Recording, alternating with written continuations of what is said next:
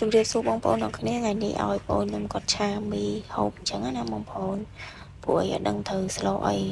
សម្រាប់មីគីឡូនេះគឺសម្រាប់តែខ្ញុំលុះត្រាតែថ្ងៃសែនអីអញ្ចឹងណាបងប្អូនសែនចូលឆ្នាំចិនឬក៏សែនអីផ្សេងភាគច្រើនគឺខ្ញុំឆាមីនឹងសម្រាប់សែនអញ្ចឹងណាបងប្អូនតែថ្ងៃនេះគឺនឹកឃើញថាមិនដឹងជាបានអីហូបស្លោអីអញ្ចឹងណាបងប្អូនក៏ឲ្យបងប្អូនឆាមីនឹងញ៉ាំទៅហើយឲ្យគាត់ជៀនពងទាដាក់ពីលើដៃអញ្ចឹងណាបងប្អូនយើងបងប្អូនខ្ញុំឆាគឺគាត់ចូលចិត្តដាក់ខ្ទឹមច្រើនអញ្ចឹងឲ្យគាត់ឆាមីនឹងគាត់ឆាឆ្ងាញ់អញ្ចឹងគាត់រៀបចំលីងខ្ទឹមលីងអីអញ្ចឹងណាបងប្អូនបន្ទាប់ពីយើងលីងខ្ទឹមនឹងក៏ហមហើយគឺយើងចាប់ផ្ដើមដាក់ស្ពៃក្តោបអញ្ចឹងណាបងប្អូន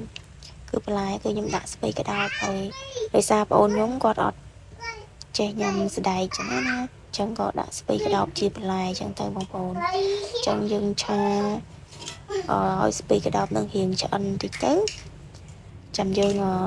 រៀបចំដាក់គ្រឿងគឺដាក់ប៊ីចេងរ៉ូឌីស្ករអំបិលអីតាមចំណង់ចំណូលចិត្តបងប្អូនអញ្ចឹងណាហើយយើងដាក់ប្រេងខ្យងដែរបងប្អូនតពីយើងដាក់គ្រឿងហើយគឺយើងឆាឲ្យចូលជាតិទៅបងប្អូនឆាឲ្យបន្លែនឹងរៀងទន់បន្តិចបងប្អូនបន្ទាប់មកយើងខ្ញុំដាក់ទឹកម្ទេសដែរបងប្អូនឲ្យមានពណ៌សម្រស់បន្តិចតមកទៀតបងប្អូនខ្ញុំឆាអញ្ចឹងទៀតទៅតពីបន្លែយើងរៀងទន់ហើយគឺយើងចាប់ផ្ដើមដាក់មីអញ្ចឹងណាបងប្អូនគឺយើងឆាតាមចំណង់ចំណូលចិត្តទៅគឺអត់មានអីច្រើនទេបងប្អូនគឺឆាតាមទំនៀមទម្លាប់ផ្ទះរៀងខ្លួនអញ្ចឹងណាបងប្អូនតបមកឆានេះគឺឆាខ្ញុំអត់នេះទេបងប្អូនគឺខ្ញុំអត់ដាក់សាច់ទេគឺសាច់គឺយើងដាក់តែពងទាអញ្ចឹងទៅបងប្អូនបើខ្ញុំឆាសែនគឺ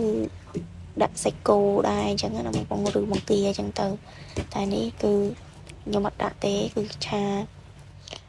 ហើយគឺដាក់តែពងទាមួយគ្រាប់ពីលើទៅជាការស្រេចទេបងប្អូនឥឡូវបងប្អូនខ្ញុំគឺដាក់មីវាចូលអញ្ចឹងទៅហើយឆាឲ្យចូលលាយជាមួយនឹងបន្លែអញ្ចឹងណាបងប្អូនប៉ុណ្ណឹងភ្លក់ទៅជាការស្រេចទេបងប្អូនអត់មានអីច្រើនទេគឺរួចរាល់គឺយើងអាចញ៉ាំបានហើយបងប្អូន